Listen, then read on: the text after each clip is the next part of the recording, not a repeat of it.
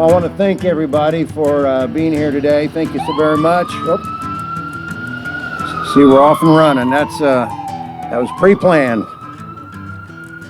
Now, we come here today for a celebration and obviously a dedication of this 4th ambulance. I'd like to introduce Chief Dave Cravens for our Anderson Police Department in order to talk a little bit about our new 4th ambulance. And then when he's done, I will conclude with a few more remarks with respect to this dedication. Thank you. First of all, I'd like to thank each and every firefighter for their hard work, their dedications, and also their sacrifice their families makes for the fire department. Our history of our ambulance service goes way back to 1957. In 1957, we purchased our first ambulance. 1958, we purchased our second ambulance. And then 1973, the Indiana EMS Commission had a new state statute saying that every ambulance had to have at least one EMT on it. We ran 2 ambulances with this first aid until 1987 when we hired 4 paramedics. In 1988, we induced a 3rd ambulance. So, and then this year, under our leadership of Mayor Broderick, we'll add to our staff with a 4th ambulance. But I can't thank our staff and also my chief of EMS, Todd Cawthorn, for his relentless work with Medic 4. But it's dedicated to all the hard work our men and women, our fire department. So I greatly appreciate it and have much respect for all our firefighters. Thank you. Thank you, Chief. It was about 2 years or so ago that during a State of the City message that I delivered down at the Historical Society here in Anderson, that I discussed publicly my desire to try to bring on a 4th ambulance to the city of Anderson.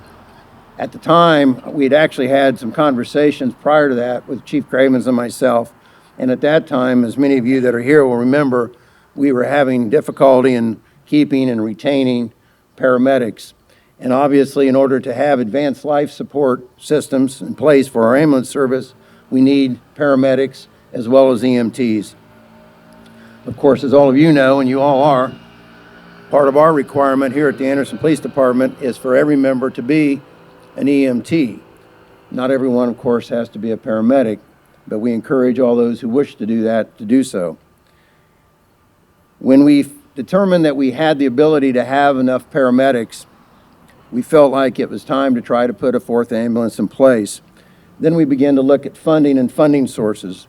About that same time, we got hit with the news about Senate Bill 1, which unfortunately is an attack upon the local governments of the state of Indiana, making it very difficult for our communities to be able to financially have long-term financial abilities to provide the services that the public deserves and desires. The city of Anderson presently, we just went through a 2nd reading of our budget. And I'd like to thank and acknowledge, while I'm mentioning it, Jennifer Culp and Joe Newman, both members of our city council that are here today. But I want to thank all of our city council members for unanimously approving the budget that we presented on the 1st and 2nd reading. There will be a 3rd reading on the October 2nd, and we encourage them to continue with that support. That particular budget will provide over $46 million for 2026 for public safety. It is important to the city of Anderson that we continue to have strong public safety, both in our fire department and our police department. So I'm proud that the council supports our actions in this regard. Once we looked at the Senate Bill 1 and once we looked at other revenue, and I want to thank Doug Whittam, our city controller, who's also here today, for his efforts, we determined that we had the financial ability to bring on the 4th ambulance. So at that time, we decided to go ahead and make that step. So I would like to thank Chief Cravens, likewise, as he did earlier, Todd Cawthorn, and I'd also like to thank Blaine Swinford, the other assistant chief here, and thank them for their efforts, as well as all of you, the members of the Anderson Fire Department who work every day to keep us safe. Any of you who've heard me speak before about our fire department knows that I often say that anytime a person finds himself in a situation where they may need an ambulance, they'll be quite fortunate to have someone from the Anderson Fire Department show up to take care of them. You guys are first class all the time, and we thank you for that. I'd also like to thank the Anderson Firefighters Local 1262 and their leadership I particularly want to thank President Cody Lever and his team for all of their advice, their encouragement, and their advocacy and their support for this new ambulance. They felt strongly about it, we felt strongly about it, and we were glad we were able all together to get it done. And again, I want to thank the council for their continued support as well. So at this time, what I'd like to do is go ahead and make it formal. We are, for the folks at home, to let you know that this ambulance will be going in service immediately after this dedication today. So today on this date of September 11th. It was an interesting history the chief told us about. I know as a kid, I remember some of the older ambulances, which were interesting. But we have really first-class stuff here, and we work hard every day to make sure that we have continual new apparatuses, and we'll continue to support the fire department with good equipment. And we look forward to resolving. We're in the middle of negotiations, you know, right now. We've just completed our our police officers' negotiations, and we look forward to doing the same with the firefighters too in the near future in order that we can move forward in that regard. But in the meantime, we're proud to put into service today this 4th ambulance. And I don't know if you want to do an official ribbon cutting or just have everybody come up, how you want to do it. Jill brought some ribbons, so however you choose to do it. Bring everybody up, the firefighters up, and then do the ribbon cutting. Okay, that's what we'll do. So if everybody mind come up and kind of line up in front of the ambulance, and we will get the ribbon out, make this official.